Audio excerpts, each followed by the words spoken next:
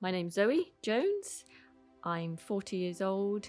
I live in Swindon, born and bred, and I'm a figure skater, a pair skater. So I'm Christopher Boyadji. I am 30 years old and I come from France originally, but now I'm living in England in Swindon, and I'm a figure skater. I got started skating when the Link Centre first opened.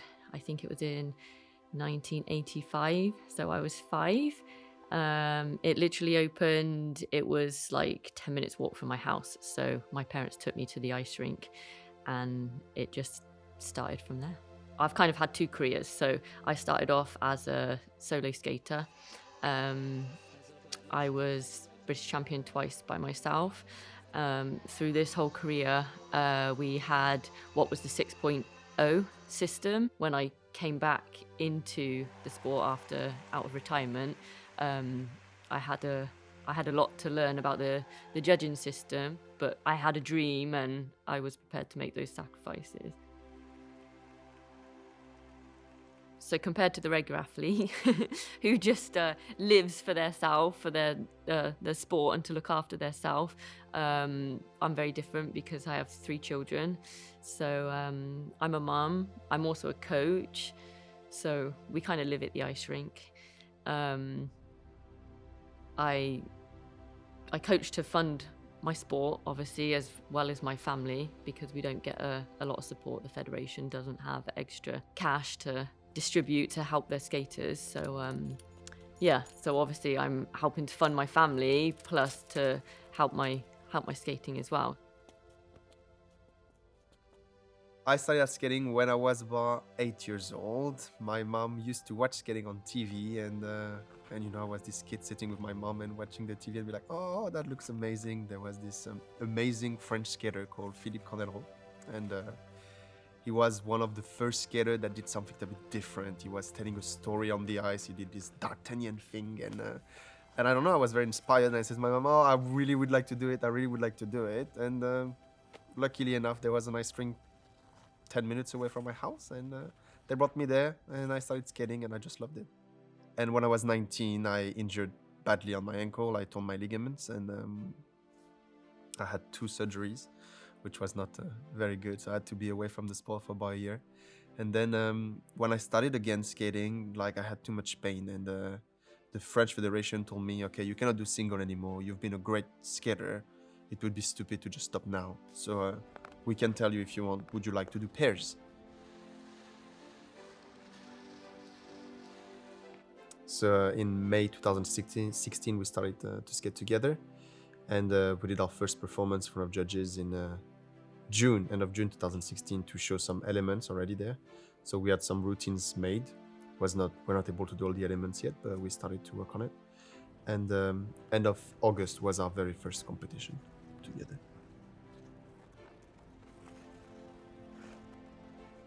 In March 2020, we were getting ready for World Championships in Canada. We're supposed to be in Montreal.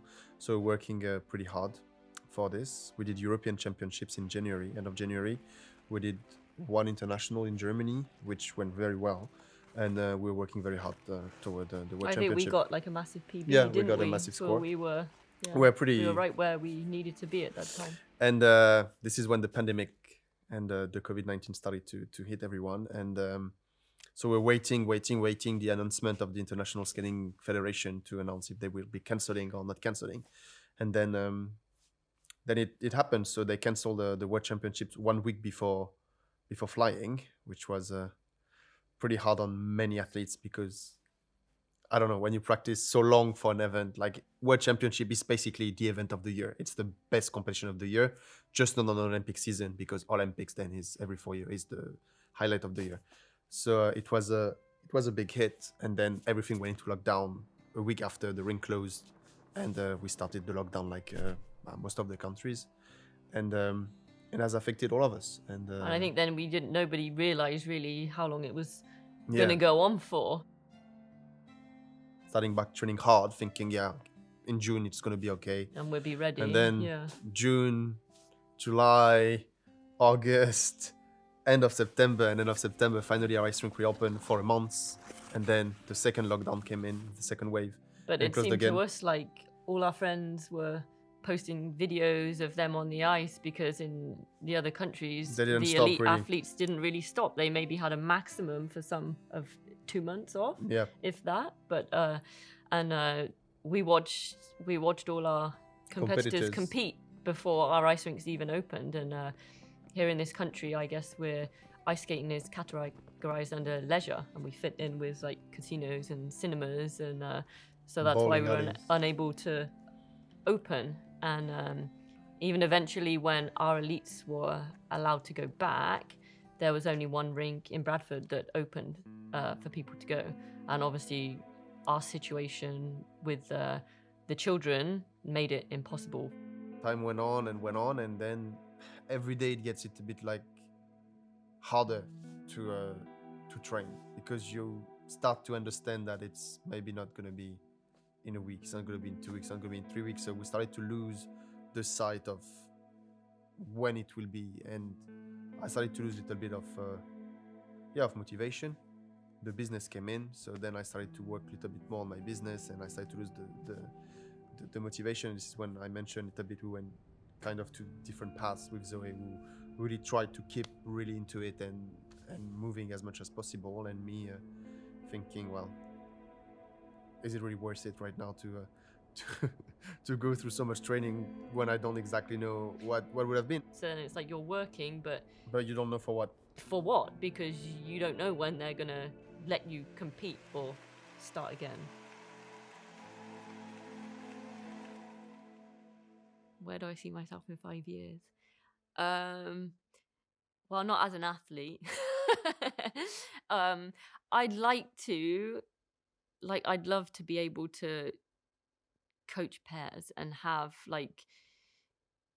we don't have necessarily a pairs coach in this country. I'd like for us to be that place where if people want to do pairs, or they want to come train with Zoe and Chris, even if we don't make it to the Olympics by ourselves, I would like to go to the Olympics as a coach. Like, it's always been my dream, like whether I'm there as an athlete or whether I'm there as a coach, like it's still something I'd love to do. So I'd love to be that high level coach. I'd love to be able to take kids on the same journey that I've gone through and help them reach their potential.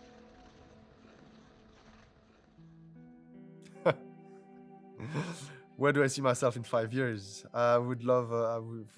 That's a very complicated question. I don't know. I'd like to open a figure skating school. That's something I always wanted to do. Because, as I said, England doesn't have a lot of recognition about skating, and I would love to push the sport up and create some talents. Probably a figure pair skating school, because that's what I do now. Even if I've been a single skater for so many years, I love teaching singles, but we started teaching some pairs with Zoe a little bit, and we love it. So if I could have my own school with Zoe, like a pair school, that would be very good. I also hope my company in 5 years will be like the top off-ice device equipment for skaters company in the world. So I've always been a businessman in my head. I always wanted to have my own company, to do something, and the fact that I had it, that was fine, because I could still skate. But now it became a bit bigger, and made me realize maybe skating is not my life anymore. I just discovered something else, and yeah, maybe this is like an eye-opener, and it's maybe the end, I don't know. But with Zoe, we just took probably 2 different paths. So it's either our paths we cross again and merge to skating again, either we just go separate ways on the ice. So we don't know yet.